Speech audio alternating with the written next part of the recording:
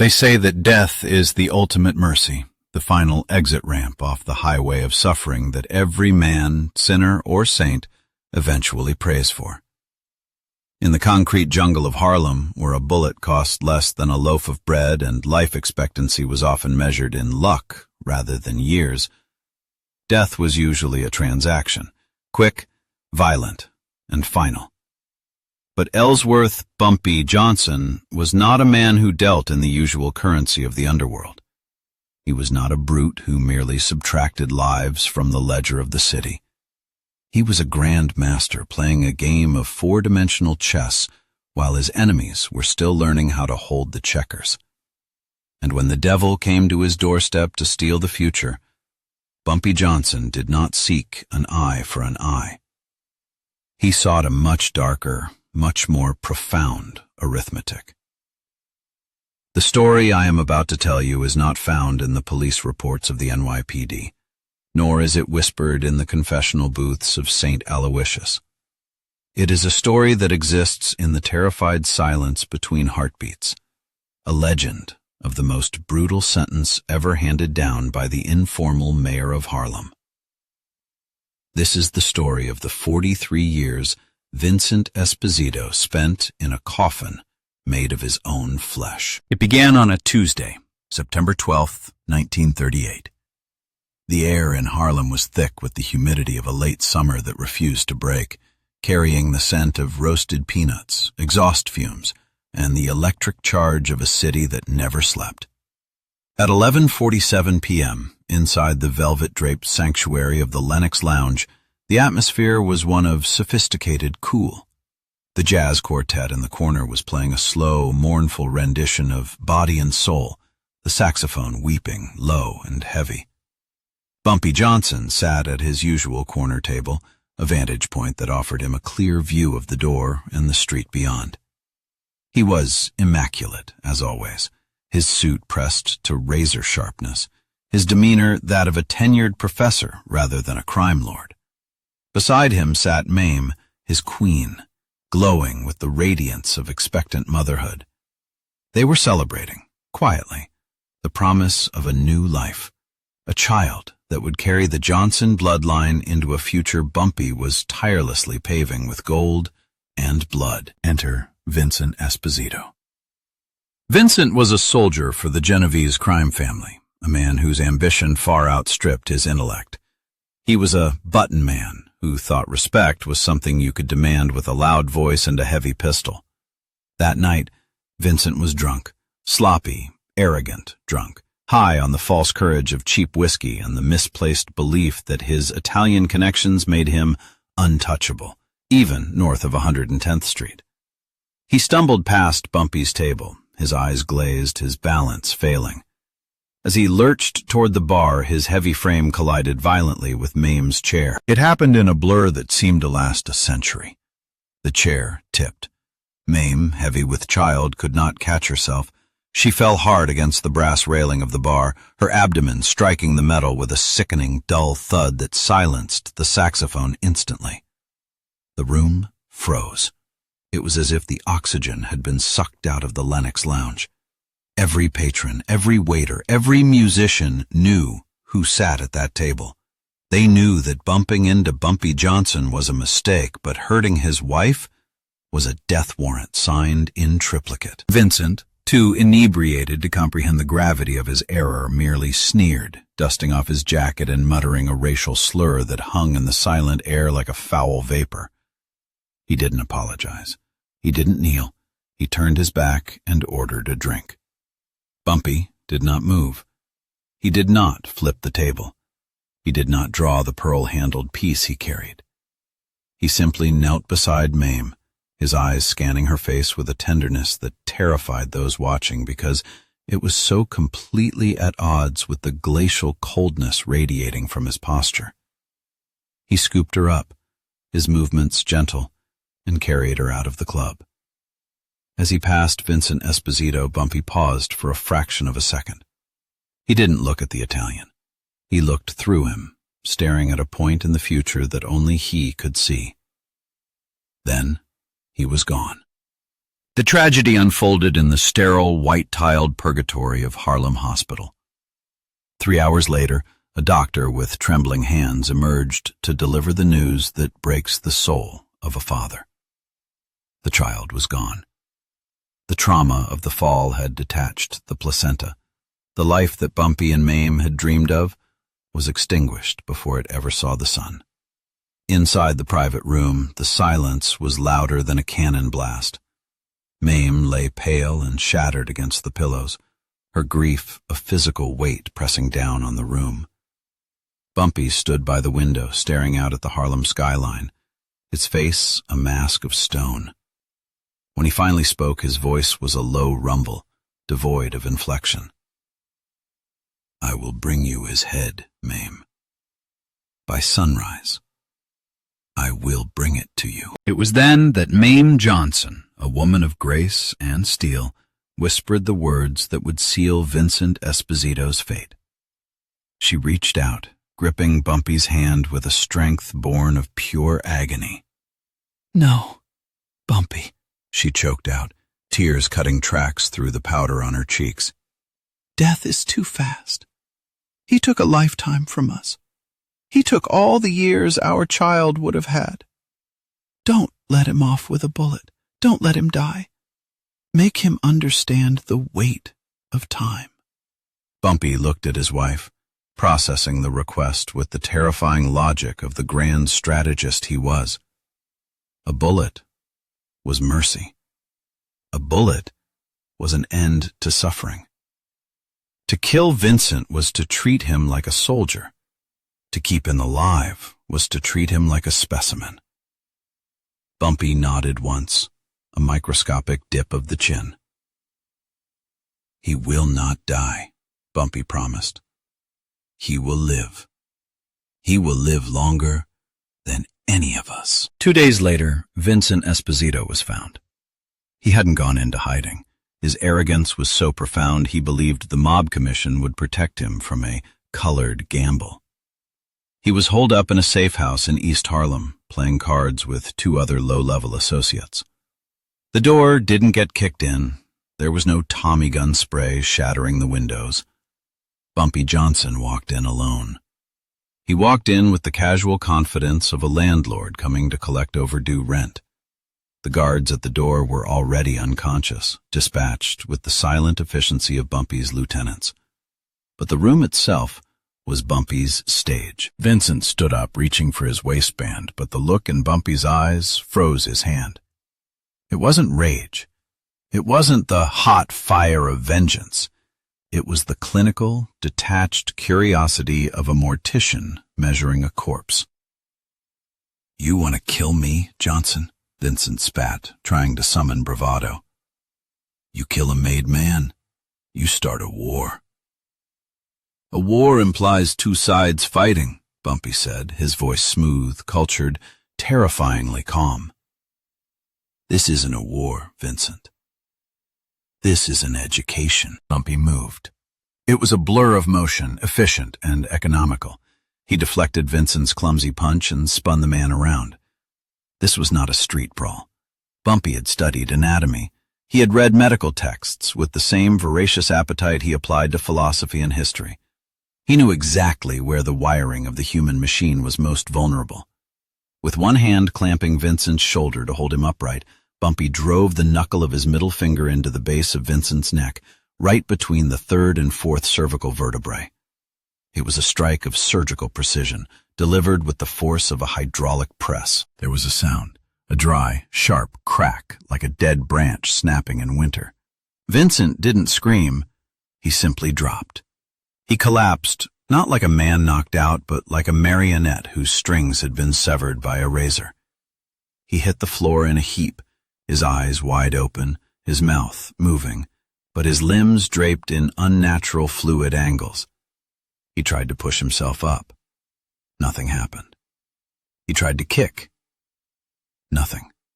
The signal from his brain screamed, "Move," but the body remained silent. He was severed. Bumpy stood over him, adjusting his cufflinks, looking down at the heap of flesh that was once a tough guy. You took a life that hadn't started, Bumpy whispered, leaning down so his voice filled Vincent's ear. So I'm giving you a life that will never end. You want to die, Vincent? That's too bad. Death is a gift, and I don't give gifts to men who kill my children. Thus began the sentence. The coffin of flesh. Vincent was rushed to the hospital by his own people, but the damage was irreversible. Quadriplegia, complete paralysis from the neck down.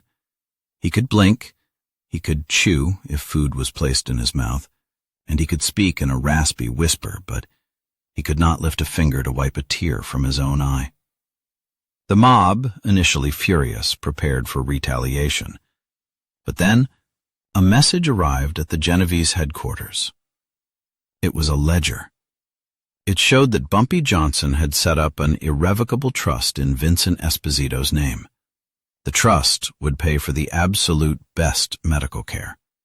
Private nurses, specialized air mattresses to prevent bed sores, the finest antibiotics to treat pneumonia. Bumpy Johnson was paying to keep Vincent Esposito alive. The mob bosses, pragmatic businessmen themselves, paused. They realized the depth of the cruelty. To kill Bumpy would be to sign Vincent's death warrant, for the money would stop. And in a twisted way, they respected the sheer, biblical magnitude of the vengeance. They stepped back. Vincent was left to his fate. The first year was the year of rage. Vincent lay in a private room in a sanitarium upstate, screaming until his voice gave out. He cursed Bumpy Johnson. He cursed God. He cursed the nurse who wiped his chin. He begged his visitors to smother him with a pillow. "Do it," he would hiss at his brother. "Be a man and end this." But they couldn't. The fear of Bumpy Johnson cast a long shadow, and the doctors were paid handsomely to ensure the patient's heart kept beating. Vincent learned the torture of an itch on the nose that cannot be scratched. He learned the humiliation of having his bowels moved by a stranger's hands. He learned that time is not a constant. It stretches and warps when you are staring at a crack in the plaster ceiling for 14 hours a day. By the 5th year, the visitors stopped coming. A paralyzed man is a burden, a reminder of weakness. His wife divorced him. His children grew up and moved away, unable to bear the sight of the father who was a living corpse. Vincent was left alone with his nurses and his thoughts. This was the true prison. Bumpy knew that isolation was the acid that dissolves the mind. Vincent had to think. He had to think about that night in the Lenox Lounge. He had to replay that second of arrogance over and over again, millions of times. 10,825 days, 43,800 hours. Every single one of them bought and paid for by the man he had wronged. In 1948, 10 years into the sentence, Bumpy Johnson was at the height of his power. He walked the streets of Harlem like a king, handing out turkeys on Thanksgiving, paying rent for widows, and checkmating the Italian families at every turn. He never visited Vincent. He didn't need to. He received the monthly invoices from the sanitarium. He signed the checks with a flourish. That signature was his visitation. One evening, an associate asked Bumpy, "Why keep paying, boss? The guy is a vegetable. Let him go." Bumpy turned his cold, heavy-lidded gaze on the man. "He isn't a vegetable. A vegetable doesn't remember. He remembers. Every time he sees the sunrise, he knows he has to get through another day of doing absolutely nothing. That is his job now. His job is to wait." The decades rolled on. The world outside the sanitarium window exploded with change. The Korean War came and went. The Civil Rights Movement set the streets of America on fire. Malcolm X preached on the corners of Harlem, and Martin Luther King Jr. dreamed of the mountaintop. Vincent Esposito missed it all. He was frozen in 1938. His world was the rectangle of white ceiling, the rhythmic beep of monitors, and the taste of pureed food.